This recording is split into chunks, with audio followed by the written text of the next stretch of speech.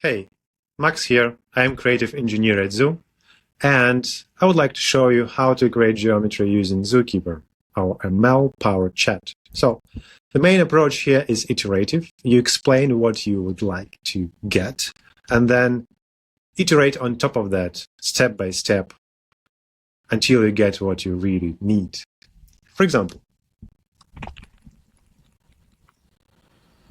you could ask for the car wheel.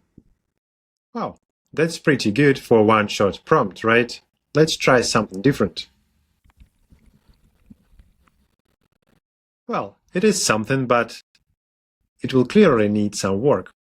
Let's try another one. Yeah, that's pretty good. Why this difference? Some models are nearly perfect and some require work. There is a place called CAD sample gallery that we have on our website. So whenever you prompt anything that already exists, Zookeeper would just take it and edit it if needed. The good news here is the library will grow and there will be more and more models Zookeeper can just take. In the same time, for all the other cases, you should take the general approach of iterative prompting. Prompt by prompt, step by step, you move from this state to the model you really need. Step by step, I've changed the geometry and colors, and now I can also ask Zookeeper to split the whole assembly into separate files.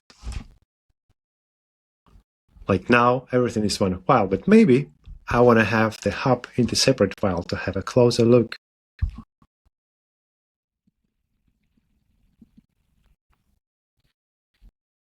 Zookeeper moved all the features related to the hub to the separate file.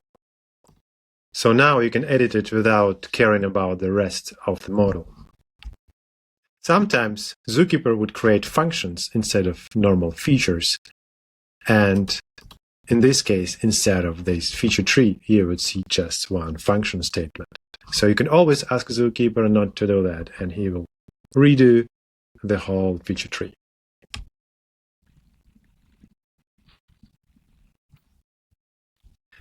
This way, step by step, you can improve, moving from the first draft model to the final thing that you actually need.